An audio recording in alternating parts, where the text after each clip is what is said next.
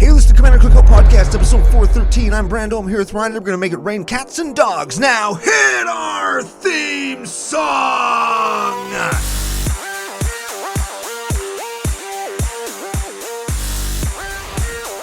Hey, Ryan. We're back for yet another whirlwind adventure.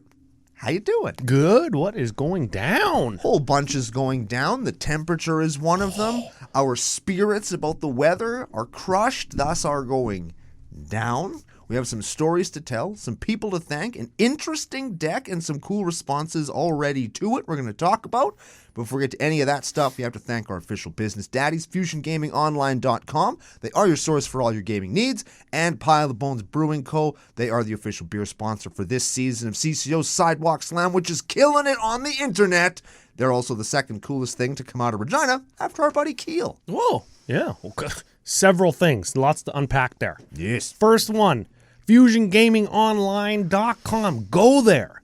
If you're going to spend money on Magic cards, you might as well spend less of it. Correct, and you can do that by using special promo code CCO Summer, even though it is not. And we're aware of that to save 5% off every single item you purchase from the store. I got this. CCO Summer saves you some money. Uh-huh. You're going to spend it anyway. Spend less. Yeah. Pretend that it's summer. Use that promo code. Yeah. If you're new to the nation, because we got some new subs because of Sidewalk Slam and our new CEDH content. We'll talk about that in a minute. If you're new to the nation, welcome. Hello. Yeah, what's going down? You can use CCO Perks promo code when you spend over $100 Canadian. That's like $4 American. Mm-hmm. And you can get 10% of your order value applied back to your account in store credit when you use CCO Perks promo code. And I got some perks because it's cold out. See what I did there? Oh, it's your nipples. Yes, my nips. Yeah, I so understand. perky. Okay. Oh, man. They would, if I didn't have a jacket and a sweater and a t-shirt on, they would be cutting the lens of the camera right now. We were playing EDH and M on Thursday. Uh-huh. Okay. And our store has a mall entrance around the corner. And how many meters or yards Or would you feet. say away? That's like Hundreds. hundreds Like of yards. so far away. And a corner. And the cold was still coming from the door into the store. Dude. It's insane. And I know we've talked about it on the pre-show. We're talking about it now. It's too fucking cold. Yes. If you want to hear about how cold it is, watch the pre-show yesterday. Again, if you're new to the nation, watch the pre-show. We give stuff away on the pre-show. It's a fun time. It's a little prep thing that we do for the show. We give hints. You win our games. Yes. Also, if you are a patron over at patreon.com/CCO Podcast, you'd be in our Discord and you could have seen the weather update that I posted. We were trying to call the police and report a crime, but they just laughed at us. Yeah. They were like, it's too cold. Yeah. Nobody's doing crime. Yeah, nobody's going out to arrest the weather, Brando. It's just, that's not how it nobody's works. going out to do nothing. Not police work. Like not even houses burned down. It's so cold. The firefighters are like, we're cashing it in. We just trust that fire doesn't catch when it's minus 52. The old flower plant actually burned down. Oh yeah. that sounds like a made up news story from the 20s. Hey Brando, the old flower plant's on fire. Get your bucket. We're making a bucket brigade. Yeah, but it burned down. That's like There's like two things in the Saskatoon city skyline. There's the Besborough Hotel and the Robin Hood Flower Plant. And the Robin Hood Flower Plant has burned down. Well, it's made out of concrete and steel. It'll be fine. Now they have to knock it down. Oh, do they? Yeah. What are they going to build there? I don't know. Frickin' downtown stadium, finally? Maybe they're going to change the plans where the stadium's going to go. Honestly, probably nothing. Let's be honest. Yes, probably nothing. It'll be a gravel parking lot, just like when they knocked down the Pat, hey? Yeah, it'll be an M-Park. They'll try and build a library there. Yeah, because we need a 17th library. Hey, if we want to be on McLean's top 100 cities in Canada, though, you got to have like 86 libraries. One per person. That's how many libraries we need. Hundreds of thousands of libraries. Is that why everybody's building those little libraries in front of the house? We have lots of those. It's the only way to get rid of books these days because nobody wants books. Yeah, I don't know. I guess if all of your friends just have kids, you just trade books. Your whole life just becomes a book trading it's like playing Magic but with books. I gave all of my books to Ryan when he had a kid. Yes, and we gave all of our books to one of our neighbors. There we go. Yeah, there. See, that's makes the world go around. Yeah, books. So literacy, very important. By the by, read. We're going to talk about learning and literacy and stuff today on today's deck. Raining cats and dogs, snowing cats and dogs yesterday on the pre-show was a hint for Rin and Seri, baby. Give it a read, and then we've got some podcasting business to go into. There is so many words on Rin and Seri Inseparable. This is our deck to teach people how to play Magic. And I think Brando made a goof because I don't think it's going to work, but he's going to try and convince me otherwise. And I'm gonna do it also. Okay. I'm gonna physically do it for a person. Okay, so they are a legendary cat dog 4/4 for that's Naya, right? Correct. Naya and 1. Whenever you cast a dog, you make a cat. Whenever you cast a cat, you make a dog. Those are tokens. Correct. You can tap Naya and them, and they deal damage to any target equal to the number of dogs you have, and you gain life equal to the number of cats you have.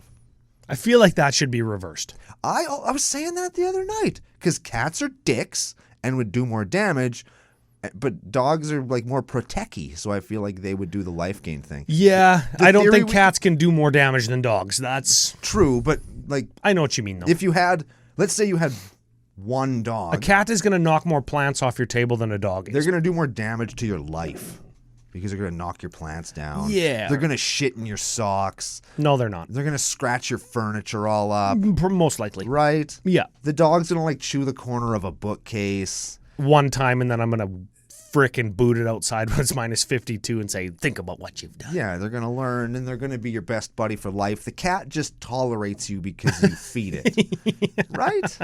So, vast generalization, but that's the truth. And correct. Yes. Mm-hmm. It's a good card anyway. I got some business. Yes. Speaking of tolerating because we feed. Okay. We've got a giveaway. What? About worms. Sure. Feeding the worm. I yes. couldn't make it work. Is the winner a fish?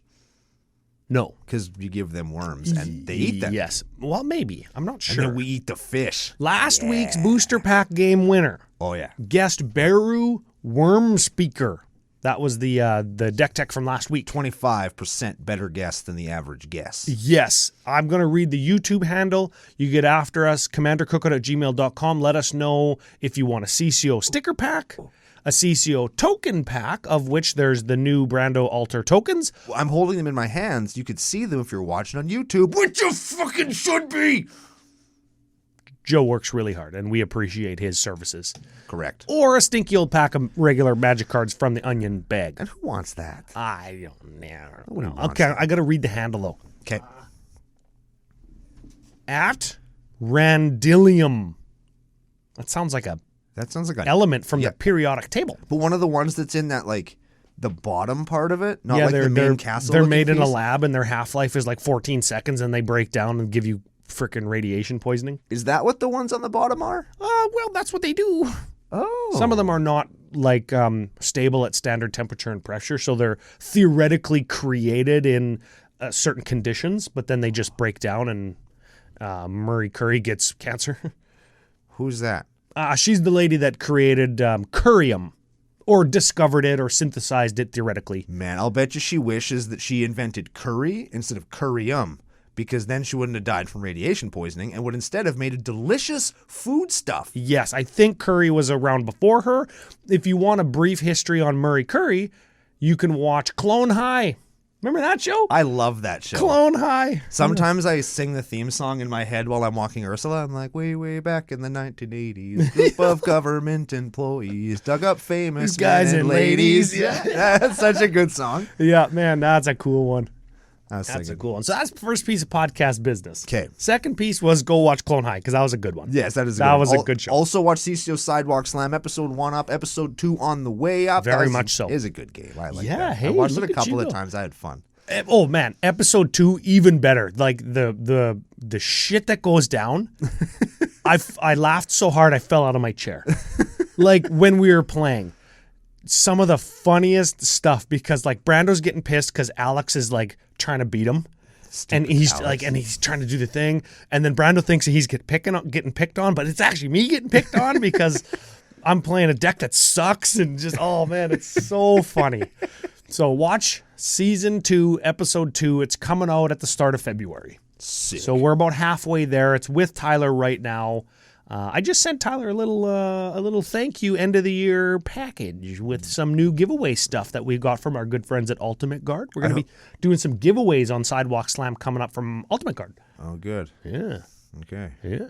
They got them deck boxes that are made out of sawdust.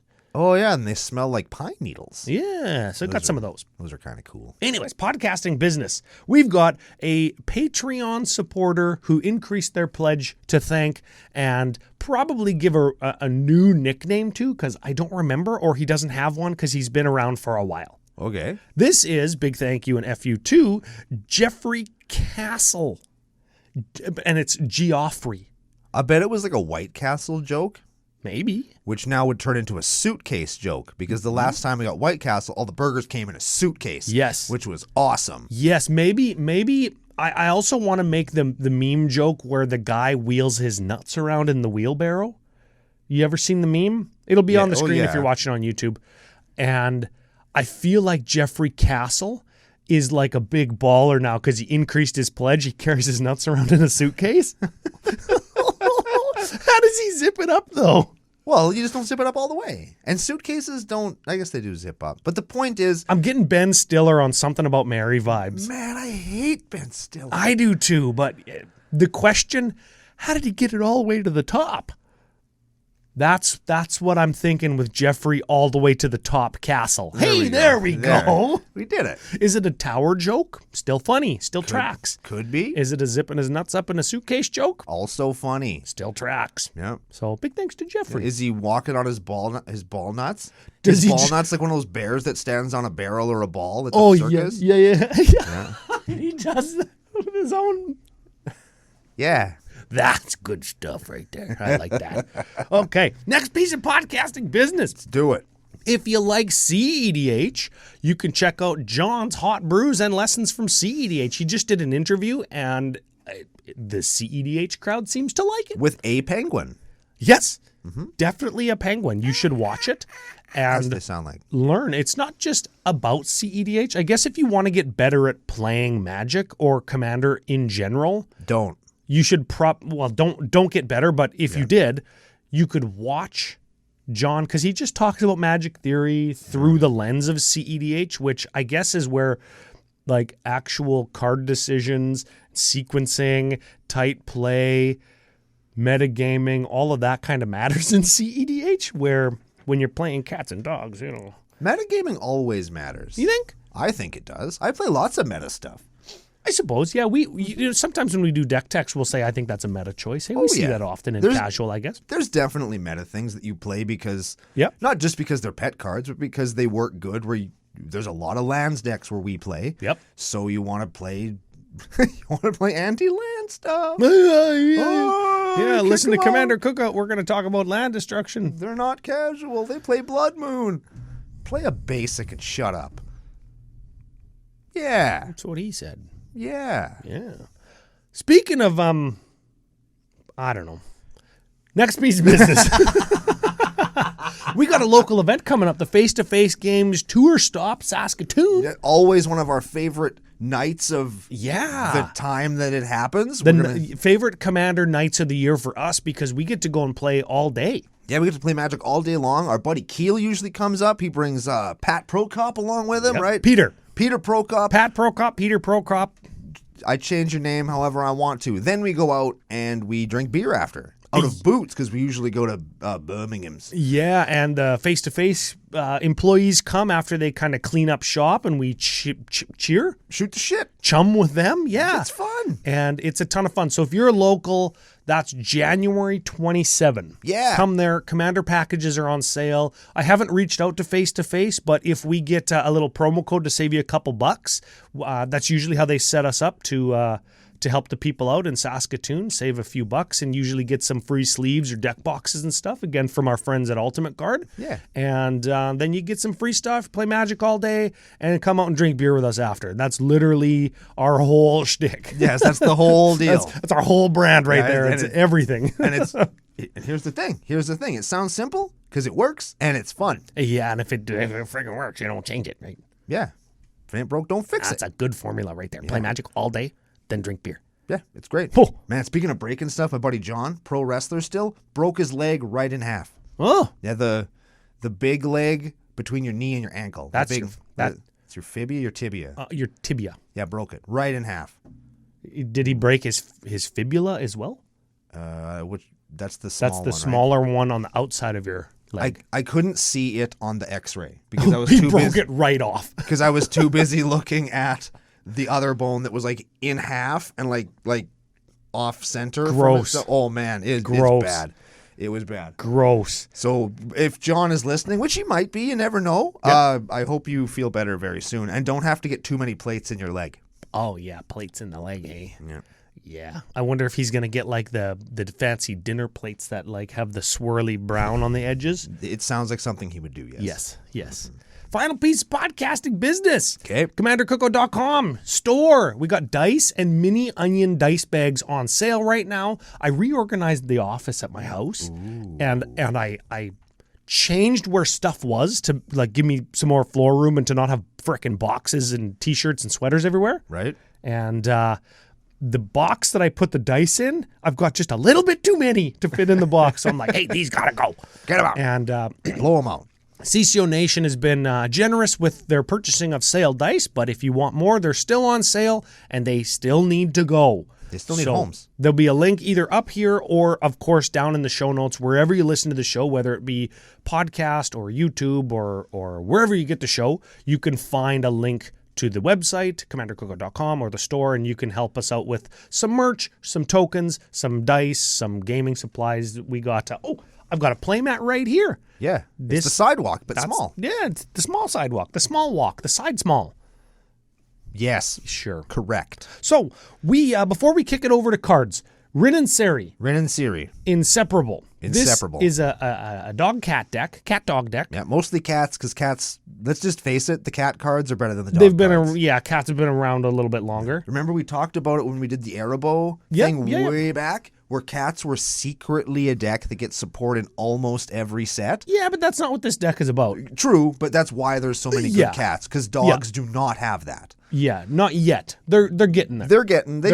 Although Although most of the dogs are bad, let's be honest. They're not doing our boys good. And you know what else too is dogs that say all dogs get plus dogs that say all dogs get +1/+1 don't do nothing for cats. Yeah. It's great for dogs. Not so good for in your cats. dog deck if you got that, but in your cat deck, not as good. Yeah. But this deck is for teaching somebody new. So so tell me a little bit about that. Okay, so here's my first foyer into teaching an adult person. That's important. Very important. This is an adult human who knows how to read, who understands games, who's had a couple of lessons, but the lessons were with Doctor Who decks because that what kind of got her interested in learning how to play. Okay. But it turns out those Doctor Who decks, while really great, are terrible for teaching people. A little bit complex, hey? Too much stuff going on. Yes. And when you listen, there's lots of stuff happening in this deck too. Lots of triggers, lots of counting, but it's all simple where once it's in place, it's mostly keeping track of how many of each thing you have.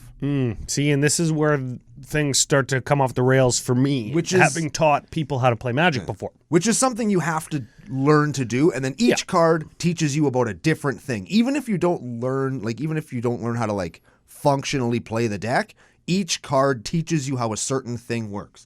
Trample, first strike, haste, flying, melee, Phyrexian flip over incubator things. All that shit on cards in here. So I think that And then there's some complicated ass cards too that you eventually will have to learn and play with that are fun. if you were playing this exactly how the cards were written, you would fail 100 times in a row teaching somebody how to play Magic with this deck. Now, what I will say is with nearly any Commander deck, that will also be true. Yeah, Commander's really hard to just jump into. I could probably put a deck together with a vanilla commander like Jasmine Boreal with all basics, with all vanilla creatures, or maybe with like evergreen keyword abilities just to spice things up. Yeah. And that person, adult or child, especially child or adolescent, however old they are, doesn't matter, will still become overwhelmed, miss triggers, forget the phases of the turn, even if it's written down on a paper beside them, which is a very, very important and easy to use tool, a piece of paper with the phases of the turn written down. They'll still, after a while, become overwhelmed and start missing things. And in their mind, once they think they know, start to build a little bit of a routine. They'll go, oh, it's my turn. I'm going to draw my card. And then you'll say, don't forget to untap your lands. They'll untap their lands. They'll look at converted mana costs and count their lands. And they say, I don't have enough. And then you'll say, did you play a land this turn? Oh, now I have enough. And they'll play their thing. And then they'll say, oh, go. Aren't you going to attack? Because they forget all the stuff, even when there's something right beside them. So with a deck like this that has a bunch of complexities built in, what I would suggest is it's a hard game. Oh yes. Don't pretend that it's not. No, it's the hardest game. Yeah. But that's also what makes it the best game. Yeah. Right? What you could do, let's say something has trample and then like another ability. Man. You tell this person that you're teaching, don't read that bottom ability. Just look at trample, mana cost, power, and toughness. And then you can simplify the card until they're ready.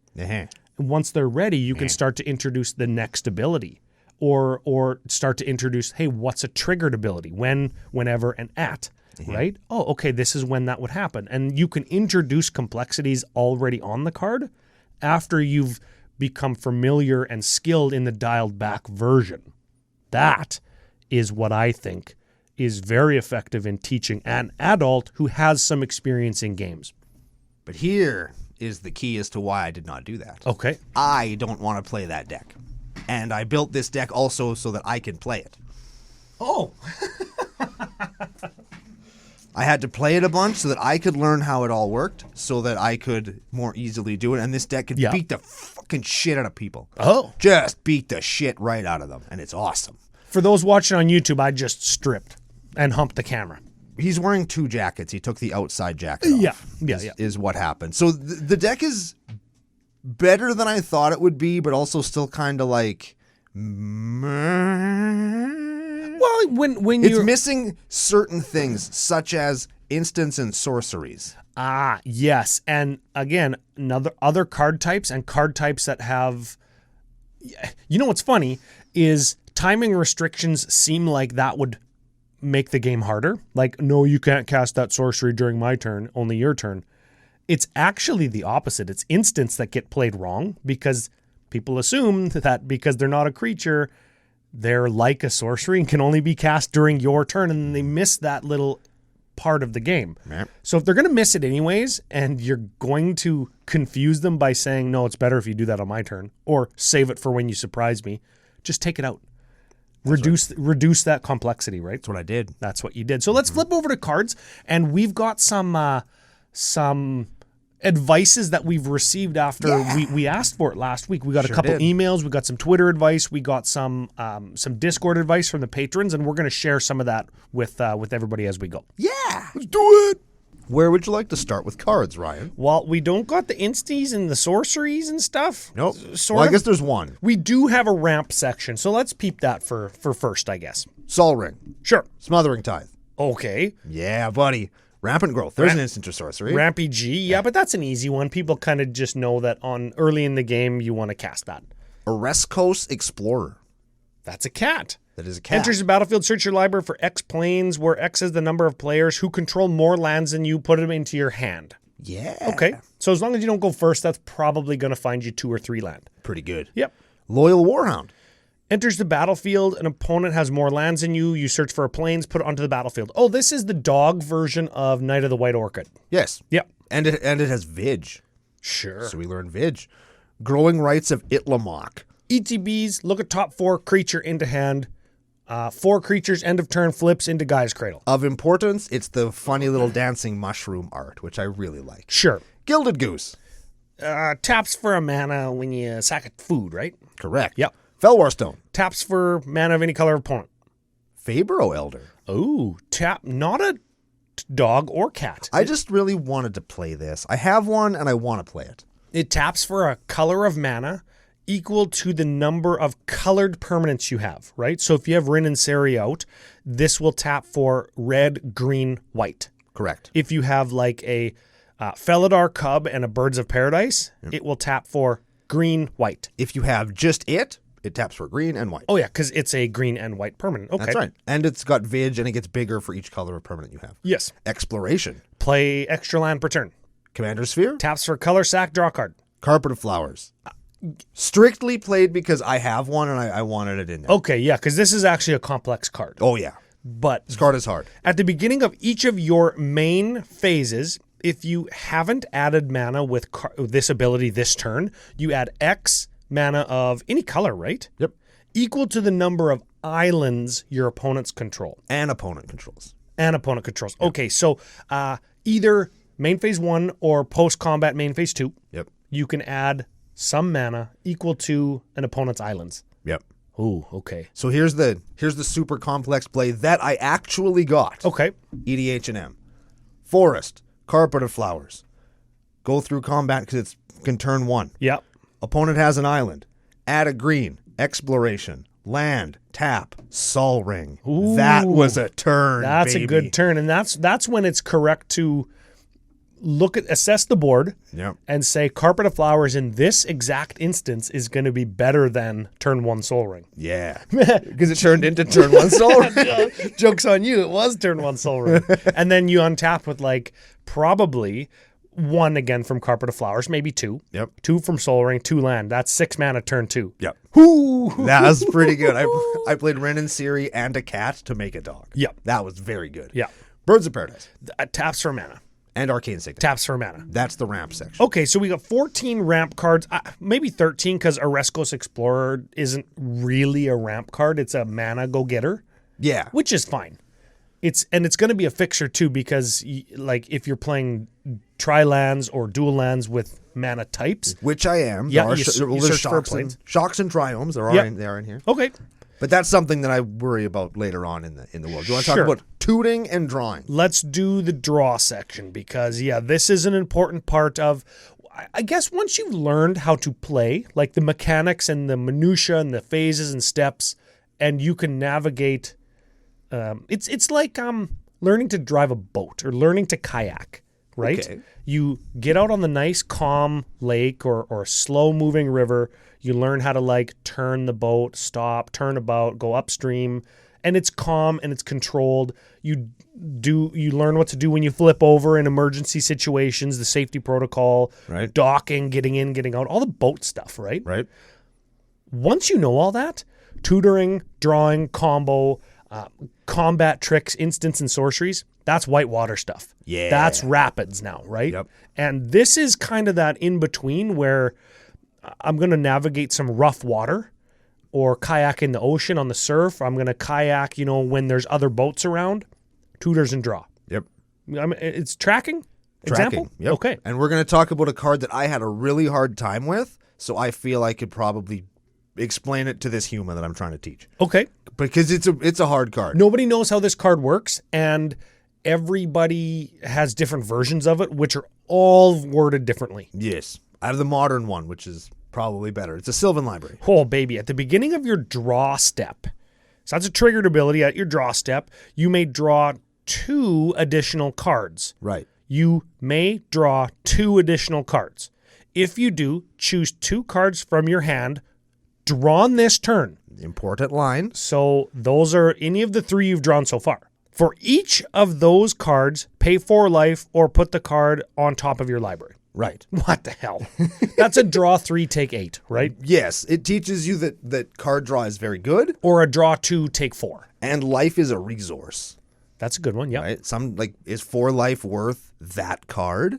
And then you can teach about card quality later. Like, well, if you draw 2 lands, do you pay 8 to get them out of the way? Uh-huh. Right? Like, how do you... So you got to learn your board state. You got to learn all your stuff. So that card can actually teach you lots about how to sequence magic and how to value your life over the card, over how deep you want to go into your deck. There's lots of stuff you can learn just by playing with a Sylvan Library. Yeah. Skull Clamp. Skull Clamp. Speaking of resources, turn your creatures into cards. That's right. Yeah, everybody knows that card. Yeah, and it kills your cat and dog tokens that Rin and Seri make, turn them into cards. Oh, and then cast them again, make new ones, and then kill them again. That's right. Man, you are a psycho. I'm demented. I'm going to make this dog. I'm going to immediately kill it. I'm going to drown this puppy in this helmet. Realm Walker. Realm Walker.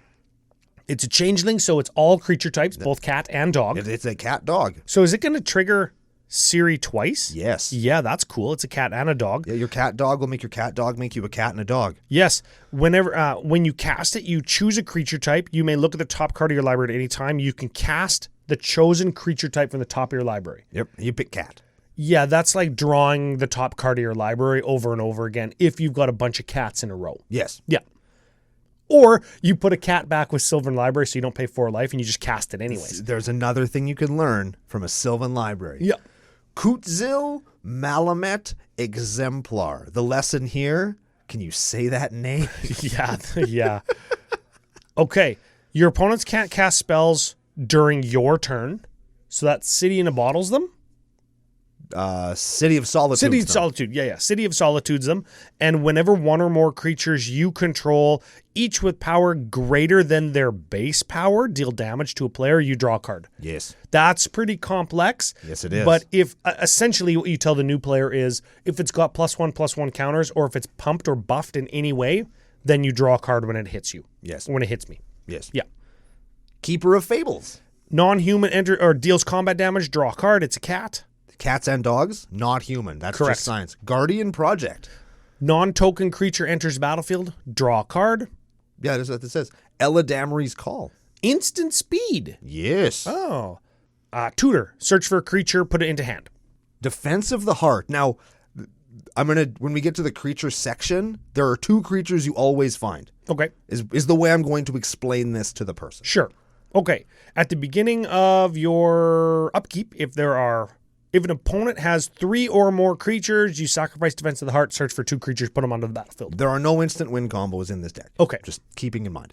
And the last one is Alms Collector. Alms Collector. It's a flasher, 3/4 cat for 4. If an opponent would draw 1 or 2 or more cards, each you and that player each draw a card. Yes. My goal one day is to catch somebody playing Brainstorm. They go Brainstorm. I go Alms Collector. We each draw 1, and they put 2 from their hand back on top. Oh, yeah. If an opponent would draw 2 or more cards, instead you and that player each draw a card, so it shuts off their card draw. Let's move to removal, and let's fly through this kind of quick. Okay, remove. We have Kusali Slingers. That's a cat. I'm sure gets rid of something. Cat comes into play, kills an artifact or enchantment. Sure. Kusali Pride Mate. That's a cat. You sacrifice it to get rid of an artifact or enchantment. Masked Vandal. Enters the battlefield, exile a creature card from your graveyard. If you do, you exile target enchantment or artifact. Correct. Lion Sash. Exile a card from a graveyard. It gets +1, and it's a cat or it's an equipment. Correct.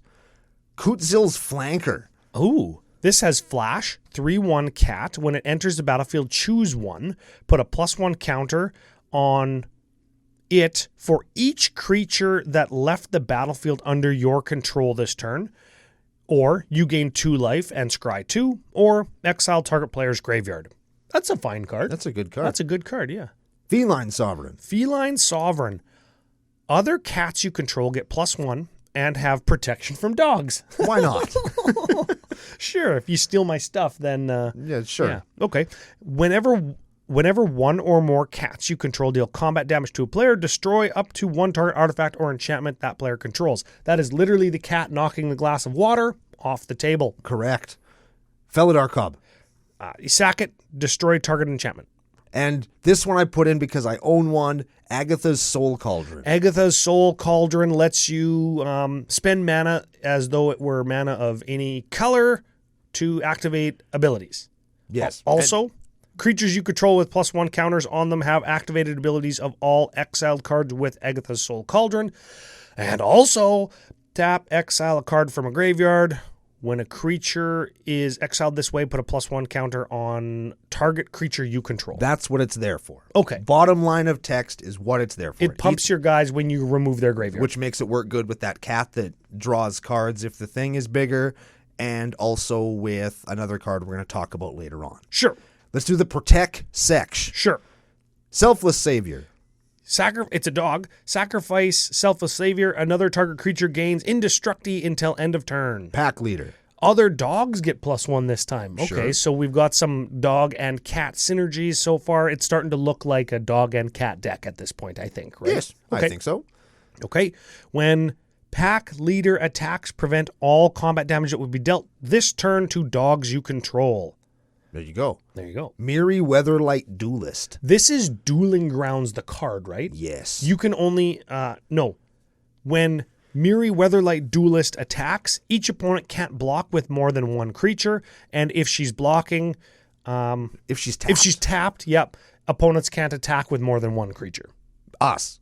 Yes. They can attack each other with whatever the hell they want. With us, one thing. Creature. It's sort of Dueling Grounds. It's sort of Crawl Space. It's a good one. That's a good ass card. Yep. Marisi, Breaker of the Coil. Oh, man.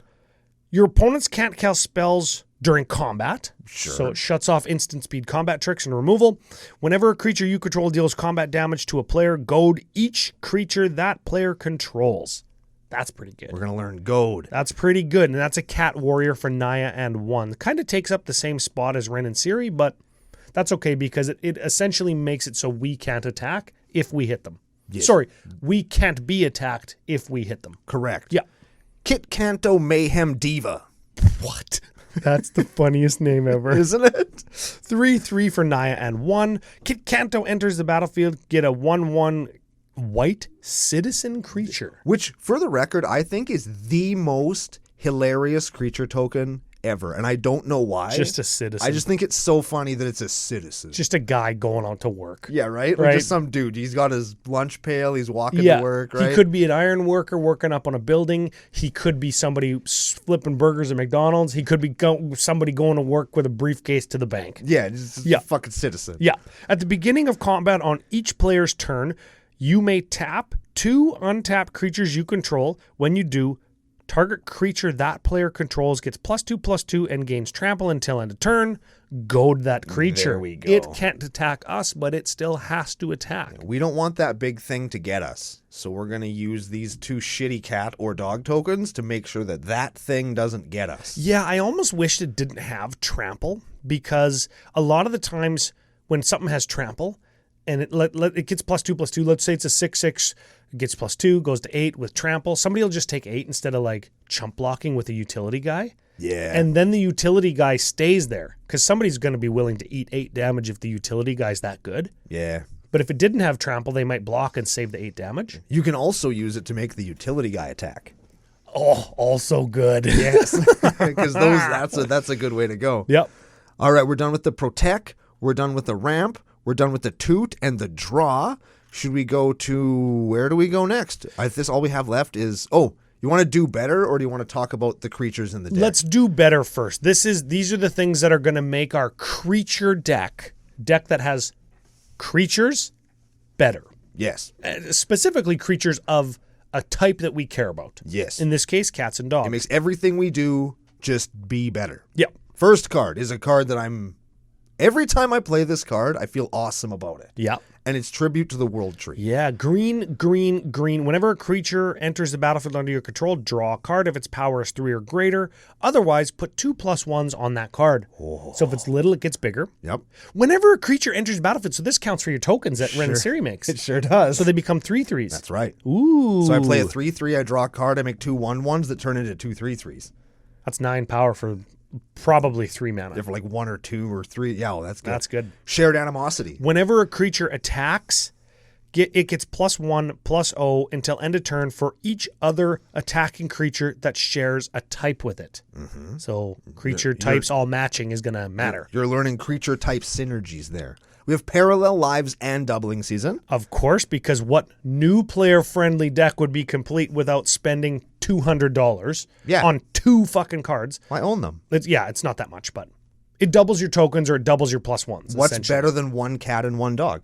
2 cats and 2 dogs. Yeah, there you go. Mirari's Wake. Mirari's Wake. Creatures you control get +1/+1, and whenever a land taps for mana, you add an additional type that land produced. Correct. Yep. Maskwood Nexus. You choose a creature type when it enters the battlefield? Nope. Creatures you control are Every type. That's what it is. The same is true for creature spells you control and creature cards that you own that aren't on the battlefield. So everything is a cat and a dog, so it'll double trigger Rin and Seri all the time. Right. Also, 3 tap, put a 2/2 blue shapeshifter creature token into the battlefield with Changeling. So you get cat dogs. All your cats are cat dogs. All your dogs are dog cats, and you can make cat dogs with your artifact. So let's say you go 4 to cast it, and then you go 3, so you're 7 in now. Yep. This is post-commander casting, pay 7. You're going to get a 2/2 cat dog, and then you're going to get 2 1/1 cat dogs as well. I think, no. It's when you cast a cat or a dog. Oh, so this doesn't work as good as we would like with Rin and Seri. I wish it did work better, but when you cast your cats, you get dogs. It just gets you an extra body when you cast your stuff. And you can make blockers with it. Yeah. Ginny Faye Jetmir's second. Oh, man. And wait until the next card. Holy smokes. Oh, yeah, we're doing better, is what we're doing. Yeah. 3/3 for Selesnya Hybrid Green Gruul Hybrid. Did I get there? Yes, you did. Okay. Elf Druid. This better have a good reason. I don't know why this isn't a cat or a dog. I don't know. If you would create 1 or more tokens, you instead create that many 2/2 green cat creature tokens with haste, or that many 3/1 dog creature tokens with Vidge. That's very good. You always pick the cat because they have haste. That's right. Okay. That's what you're learning. We know this. But the dog is bigger. Yeah, but the cat is better. The cat is faster in this case. Yes. Yes. Now let's talk about going fast because of cats. Oh my god. And we're going to talk about Jetmir Nexus of Rebels. Revels. You mean Craterhoof in the command zone? That's what I mean, yes. I got Jetmired the other day. Oh, man. Lara Jetmired me. Okay, so this is a 5/4 for 4, Naya and 1. Sure, because why wouldn't it cost 4? Yeah, why not? Creatures you control get +1/+0 and have Vidge as long as you have 3 or more creatures. That's Jetmir and 2, by the way. Yep. Okay. And if you have Rin and Seri and you cast Jetmir, you're going to get another one, so you're going to immediately have 3. Yes. Okay. At the bare minimum. Creatures you control get an additional +1 and an additional trample if you got 6. Yep. Because now they're big, so they might as well trample. And that's just where your deck sits. Yep. That's just where this deck sits. Okay, now, creatures you control also get an additional +1 and double strike Yeah. if you have 9 guys. Yep. Man, this card ends games. Oh, yeah. This card makes me want to take my Saproling token deck apart. Because it's literally, I got 10 Saprolings just because no reason, because I'm playing junk commons from 2002. Yep. Cast Jetmir, I win. Yeah. And the last card in the Do Better section is Beastmaster Ascension. Oh, it's literally the same thing. Yes. You attack with 7 dudes. All your guys get +5/+5. +5/+5. Yes. That's really good. That's very good. If they got Jetmir, then they got plus frickin' 8/+5. +8/+5 trample double strike vigilance, so they can block too. That's and, right. oh, If and anybody survives that. and don't forget, when you block with vigilance or double strike, you still hit twice. Yep. Oh my lord! It's so good. All right.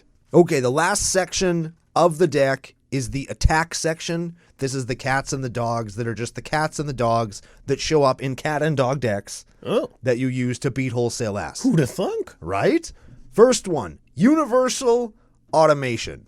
Automaton. Same thing. Not a cat nor a dog. But a cat and a dog. It's a robot that just happens to be a cat and a dog. Yes. 1/1 for 1, all creature types. Sovereign Okanik Ahu. What? Okay, 3/4 cat noble for Selesnya and 2. Ward 2, because of course everything has Ward 2 that was printed last year. Whenever it attacks, for each creature you control with power greater than that creature's base power, you put a number of +1 counters on it equal to the difference. So the bigger it is than normal, double that biggerness. So if you attack with, let's just say, a Beastmaster Ascension and all your guys get +5/+5, he will put 5 additional counters on there. Oh. And then the next time they attack, because you still have your Beastmaster Ascension, and for some reason people survived when you attack the first time, this time they get 10 counters. Oh, that's pretty good. This card is the truth. Is that one of the ones we search for with the Defense of the Heart? Yes. It is? Yes. Okay. The other one. There's 2 packages you can find. There's Okay. the advanced package, and then there's the one that I like here. Was Jetmir one of them? The other one is Jetmir, yes. Oh, yeah, Well, Jetmir, pretty good. Not in this particular case. There's Jetmir and a guy, and then there's Sovereign Okanek Ahu and Skyhunter Strike Force. Okay. Flying? Melee? What? I don't even know what that does. Oh, you will. Okay. It's a 2/2 for 3 with flying and melee, and it's lieutenant. As long as you control your commander, other creatures you control have melee. Melee is whenever you attack, your creatures get bigger for each opponent you are currently attacking. Oh. So this particular combination of dudes turns into a game-winning combination once you attack with them. They get +1/+1 until end of turn for each opponent that you are attacking. So you attack 3 different opponents, All your guys get +3/+3. and then Sovereign Okanek Ahu gives them additional +3/+3. So they get +6/+6 when they attack, when you have both of these. Yes, Ooh, that's pretty good. that's pretty good. And it teaches you to, like, fucking go at people, Yeah, you know what? Okay, so here's the thing. which may not necessarily be the best situation all the time, but I want to lean into one of the suggestions or things or tools that people use to teach, because we haven't gotten into any of those yet. no one we shall. We got an email saying Jumpstart was a very effective tool for teaching new players. 100% agree. Yep. If you want to have Jumpstart in your house. That is literally the reason Jumpstart was made. Yes. Now, whether you like Jumpstart or not is your own proclivity. Correct. I love it because it's simple and it's random, but it's like designed randomness, so it still works. I love its existence. I'm so happy Jumpstart exists. Yeah. But I still You don't like like to play it. Yeah, I don't want to play it. Yeah, that's fine. I like to watch hockey on TV, but I don't like to play hockey. Yeah. Yeah, it's the same kind of thing. Totally happy with the existence of it, but like, and if I obviously don't like something, I'm not going to be excited to try and teach somebody something. Yes. And if you're not passionate about what you're trying to teach, It's that's gonna less come effective. off. Yeah. You get less engagement, less learning kind of sticks. Now, the connection between this portion of the deck and Jumpstart is built in a way where you can kind of see, or at least once you get the phases of the turn, drawing, untapping, playing stuff, you can kind of see where the attacks are. My 4/4, bigger than your 3/3. Your mana's tapped out. I can attack you with impunity. You can block and your guy will die, or you can take 4. Yes. Now, 3 opponents, tons of creatures, untapped mana all over the place. I find new players and less experienced players, Just don't attack. they just don't attack. Yep. And is it because they forget, they don't know, they don't want to make an enemy, they don't want to maybe lose their guy, they don't want to leave themselves open because player 3 over there also has a creature that could attack them before they get their turn again, Yep. and they want to conserve life? New players attack. And if these cards, these last couple we've looked at, are in there specifically to remind players that you need to attack to further your strategy and get closer to the end of the game, they would be effective tools. And I relate that to Jumpstart because that's what I find Jumpstart is very good at. And you'll notice that I don't have anything that just says draw a card on it. Everything says attack somebody and hit them, draw a card. That's Yes. where all the card draw comes from fucking attacking. Attacking. Like, get in there, fucking kick them when they're down, goddammit. Well, you Slap don't, their lips. you don't- Stomp their dinks into the dirt. you don't have any, I don't have any blockers. Oh my God. Yeah, you don't have any blockers. I'm not going to attack you. Fuck that. Hit them for 8. Yep. Play hit 'em for creatures. 8. But they can hit me back for 6. Good. Well, next turn you're going to hit them for 18. Yeah. Yeah, well, they can hit me for 10. Wow, Well, you're going to hit them for 42. Yeah, they're going to die. Yeah, right? They're Yeah. not going to do that. It doesn't matter what your life total's at. Just if they're dead. Yeah. And we can make jokes about that and be kind of light and hyperbolic about that. Yep. But that is mostly, especially in casual Commander, how games end. Yeah. Is getting life and doing the math when, you're at 30 because, your good friend Ryan was attacking for a couple turns, turn 3, turn 4, turn 5, take 3, take 4, take 2 from 2 different guys. So like take 4 again. Yep. Oh, you're at 28? Okay, I'll do my math. Oh, yeah, you're dead. They die. Because somebody got their chip-ins and furthered the game along for somebody's aggro strategy to kind of provide the final punch. Yeah. Yeah. Anyways. And it feels good to hit somebody for 40, let's be honest. Oh, yeah, or 38 come on. or whatever. Next card, Regal Caracal. Other cats you control get lifelink and +1, and it enters the battlefield, you get a cat. Two of them. Sure. 2 life-linking cats. Sure. Progenitor Exarch. I'm playing this one just because I think it's cool. Phyrexian Cat Cleric. Yeah. Okay. For white XX. Enters the battlefield, incubate X. You incubate 3 X times. Yeah, okay. I was going to flip that around, but you incubate 3 X times, transform, and you can tap to transform an incubator token you control. So that's like a token with 3+1 counters on it. Yep, that's just an artifact sitting there. But you have to flip it Yep, for it to become a 0/0 with 3+1s on it. that's right. That's really good with Sovereign Okenek because it's a 0/0, Yes, but it's got 3+1s. that's right. Yeah. Anyways, Pride Sovereign. Pride Sovereign gets +1 for each cat you control. So it's a 2/2 natively. So it's going to be a big. Yep. A 3/3 4/4 just by having Rin and Seri out. Really, when you cast it, it's a cat, and then you're going to get another. Dog. Oh, dog. Yeah, nope. Never mind. You can go white, tap, exile it, create 2 white cat creature tokens. Exert it. So like it doesn't untap. Oh, what did I say? Exile it. Oh, yeah, exert it. So you don't even have to lose it. You just have to not untap it. Yeah. Yeah. So you make 2 dudes. Yep. Here's the one that you find when you... This is the big beats. I need to win. I'm swinging for the fences. You find Jetmir. This is with Defense of the Heart. I mean, you find Jetmir and Fabine, Boss's Confidant. Oh, okay, man. It's got a novel. You read this one. And anybody who ever gets pummeled by this, thank F.U. Aiden, because he's the one that told me to put it in here. 3/6 for Naya and 3. Creature tokens you control have haste. Yeah. Already good. Parlay. Jesus Christ. At the beginning of combat on your turn, each player reveals the top card of their library. For each land card revealed this way, you make a 1/1 green and white fucking citizen. Then, creatures you control get +1/+1 till end of turn for each non-land card you revealed this way. Then each player draws a card. So that's going to either give your dudes some combination of +3/+3 and make 3 dudes, which is going to turn Jetmir on because you've already got something else going on, and then you're probably going to win at that point. Yeah.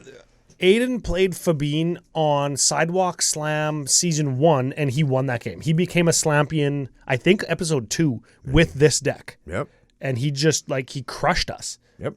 Yeah. Fabine is good, and Jetmir is good. I think I became a Slampion with Jetmir as well. Yeah. And when you get both of them at the same time, they're very good. Oh. Yes. And they're not one of these bullshit ones where you have to wait for the turn cycle to go around, because it does something right away. Yeah. And that's very good. That's a good lesson, I guess. That's kind of one of those complex lessons. Like, what's the difference between like a right now or an end stepper or at the beginning of an upkeeper, right? Like, does my really powerful card that I want to play, is it actually just a 6-mana do nothing because I have to wait for my upkeep and by that time I'm dead? That's a lesson. In lots of cases, that's the truth. It's a But lesson. Fabine, it is not. Hey, I know you like this next one. You give this one a read too. I love this so much. Nakadal War Pride is a 3/3 for green, 3. Ooh. Oh, what could it possibly do that could make it good? Nakadal War Pride must be blocked by exactly 1 creature if able. Oh. Whenever Nakadal War Pride attacks, put X tokens into play tapped and attacking that are copies of it, where X is the number of creatures defending player controls. And then you remove the creatures from play to land. So if I got 5 guys and you attack with this, you're going to get 5 tokens. Correct. Ooh. And then they must be blocked. So all my other creatures that I'm attacking with, they don't get blocked. They just get in. And let's just say you have 5 dudes and I have a Jetmir. Well, now you're dead. And a doubling season. Ooh. Oh, now you're dead. Yeah. Right now now your dick is in the dirt and your lips are underneath it. Yes, and both of them have been stomped flat like bookmarks. That's right. Yes. That is correct. I love that card. Mirror Entity. That's a cat dog, and you could pay X to make all of your base powers and toughnesses X. Yes. X bigly. That's right. Yep. Leon and War Leader.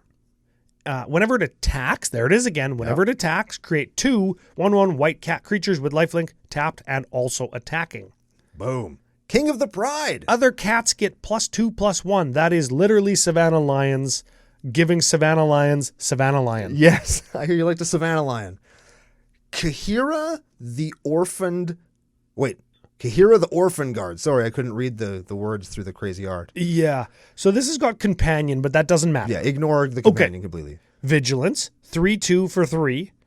Each other creature you control that's a cat, elemental, nightmare, dinosaur, or beast gets +1 and vigilance. It gives your cats +1 and vigilance. Sure. That's what it does. That's fine.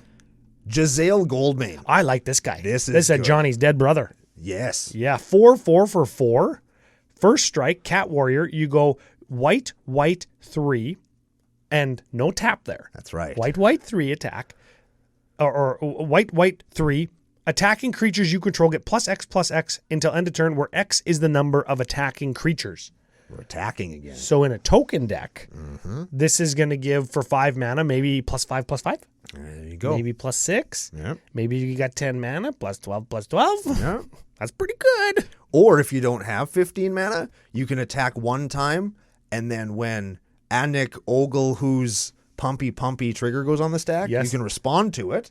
There's a lesson there. Yep. Pay 5 in, make all your dudes bigger, double the biggerness. Oh, yeah. And then smash a whole Yeah. pile full of ass. Or attack all the things that trigger and give you tokens on attacking. Yep. Jazal will look at those and see that they are attacking creatures. So you wait till before combat damage to activate them, then pump them, then they get big. See, and we'll get into this at the end. You're going to see how I teach the stack in the deck by the time we're done here. Sure. Hungry Lynx. This is a cat 2/2 for 2. Cats you control have protection from rats. That's relevant probably maybe 1 out of every 200 games. Yes. Okay. Also, at the beginning of your end step, there's one. Target opponent creates a 1/1 black rat creature token with death touch. Yeah. Now, our cats can't be blocked by that. That's right. Good. Also, whenever a rat dies, put a +1/+1 counter on each cat you control. Yeah. That's actually good. Because now you've given your opponent a good blocker Yes. that can't block our shit. Yes. And when they use it to block their Somebody shit, else's. all of our dudes get bigger because Yeah. it has death touch. I don't like that if there's other new players also in the game because that disincentivizes other players to attack. Truth. Maybe that teaches them how to play the control deck. Or, oh, geez, I should run removal in my deck. Man, Wrath of God is a good card, I guess.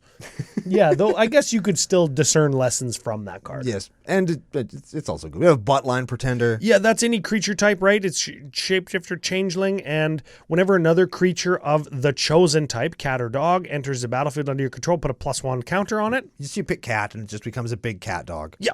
And the last one is Adorned Pouncer. This is a 1/1 for 2 with double strike, so it hits for 2. And then it's got white, 3, Eternalize. That turns it into a 4/4 zombie. Out of your graveyard. Out of the bin. Yeah, it's mummified, essentially. Yeah, I have that cool one that you can see on the screen if you're watching on YouTube or if you're looking at the deck list The online. full art, like F&M promo or whatever it was, right? I really like that card, so Yeah. I put it in. And that's the whole deck.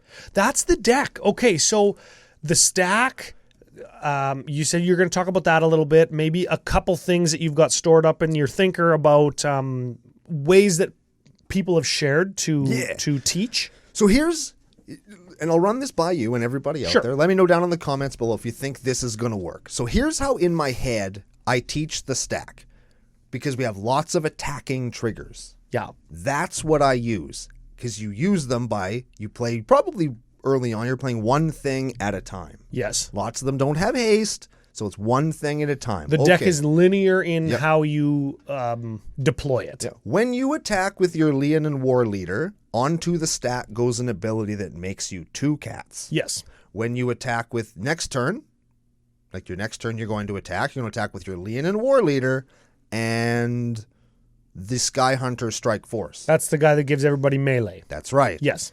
So now, when you attack with your dudes, does it apply to those 2 cats that come into play tapped and attacking? No, it does not, even though you're attacking, like, you know what I'm saying?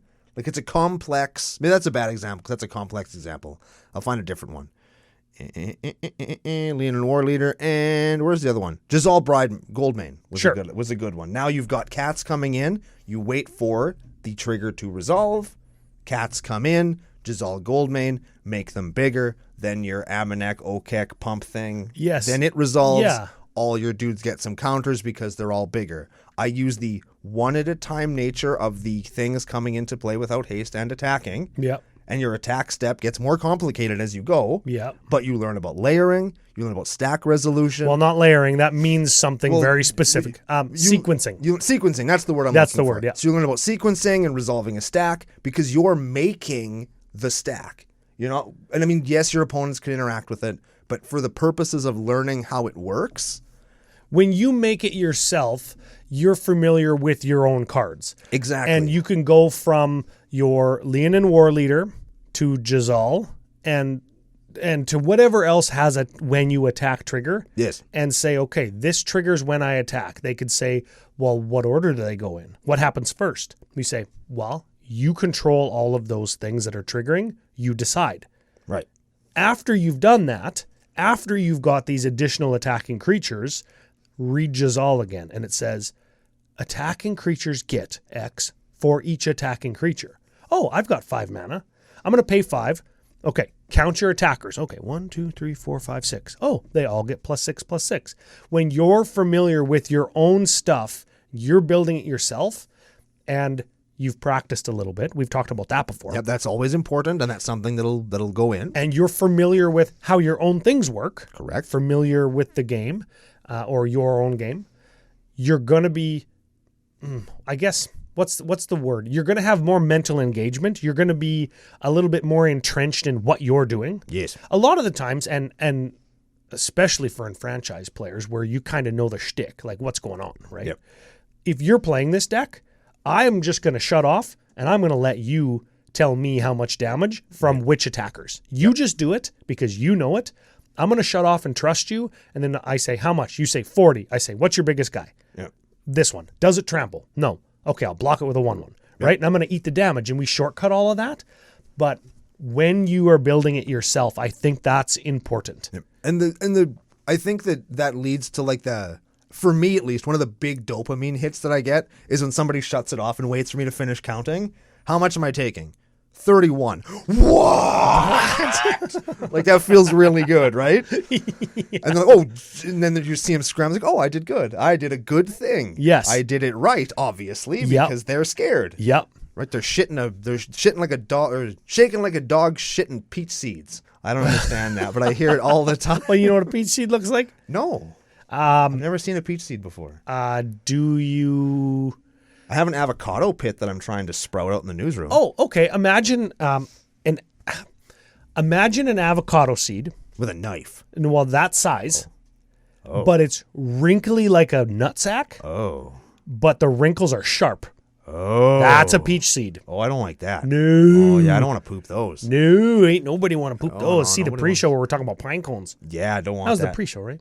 I don't remember. Oh, yeah. We talked about pooping pine cones because CCO Nation, no kink shaming, but we do But also worry about no people's pine health. cones. Yeah, don't do the pine cone thing. I feel like that's just going to hurt you. Yeah. So another suggestion we got for teaching new players was building, we'll call them pre-constructed decks. Like this isn't a pre-constructed deck that we're talking about, but two decks that are the same deck. Yes. Sleeve them up or whatever and just build like a 60 card deck versus the same 60 to teach people. And I think in your particular example, you're past that. Yeah. The person you're teaching already knows what a land card is and what a creature card is. Yes. And you don't even need to necessarily play Magic to teach somebody that. No, that's all stuff you can teach while you're watching a show on the couch. Remember 2 times ago when we were in Calgary and my cousin Jess was there watching us play Magic? Yeah. And I was getting pummeled, but I was showing her like, okay, I can do this lightning bolt. This is a creature. This is how I deal damage to Brando. Yep. Right? And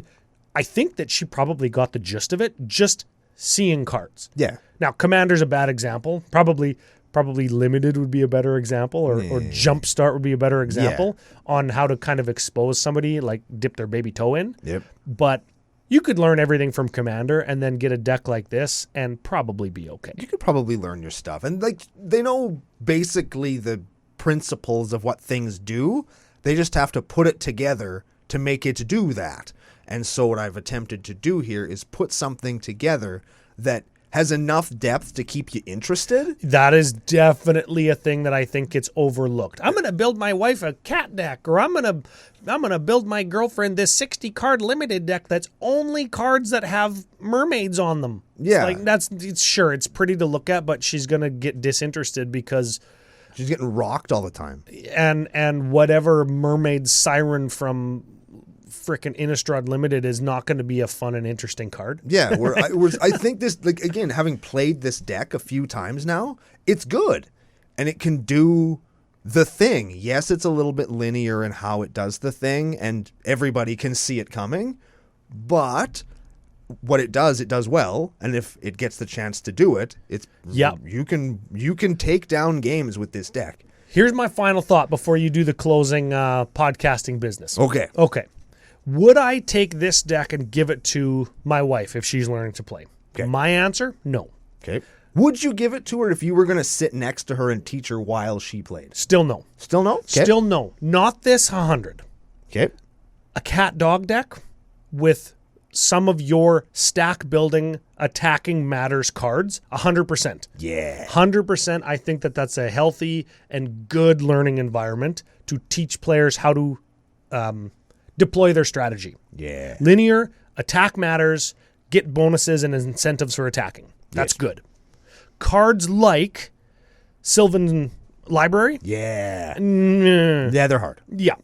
Cards like Smothering Tithe.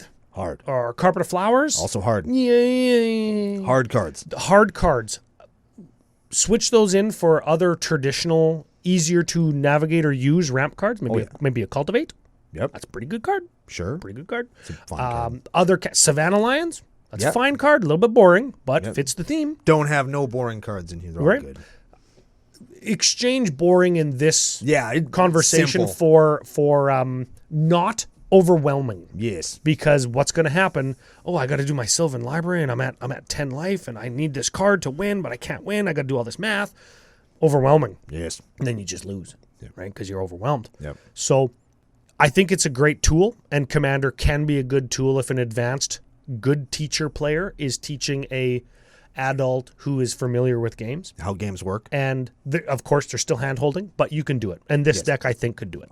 Good. Excellent. Okay. There you go. Yeah, there you go. So, what's your final thought of the day? Final thought of the day is I hope this works. If you have any suggestions after hearing it, you can either leave it on the deck list on Archidect, which the link is in the description below, or even better, you can comment on this video and let us know what you think. And good thanks. Big thanks to the emails, the Discorders, and the Twitterers that chimed in, tuned in, commented, whatever on what we talked about today. We appreciate everything. Just because we didn't mention you for time, all those things were written down and in my brain so I can keep them in mind while I'm trying to learn somebody Magic with this Look deck. at that. CCO Nation is contributing to the greater Commander metaverse. Yeah. Look at that, hey? Can you imagine having another Brando running around because I just taught somebody from the ground up how to do it? Oh, man. Can you imagine having two of me? Oh man, it's gonna be good. Can you imagine Brash Taunters just bouncing off each other?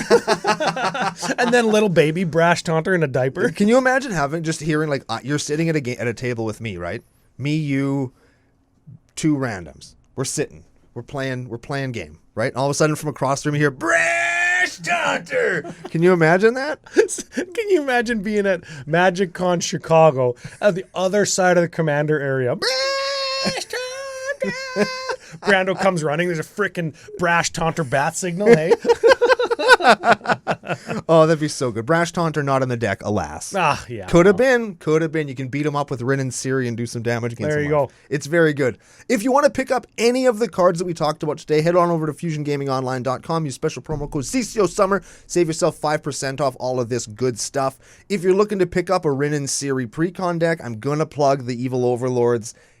They are the next Secret Lair 100% Precon that's coming out. Oh, yeah. So be on the lookout for that. Maybe it'll be close to mine. I don't know. Who knows? But you'll be able to get some of these cards. Rin and Seri is a few bucks now. Yeah. So you might be able to pick one up cheaper if you live in the land of the free, or get your Secret Lairs shipped en masse with a bunch of your buddies.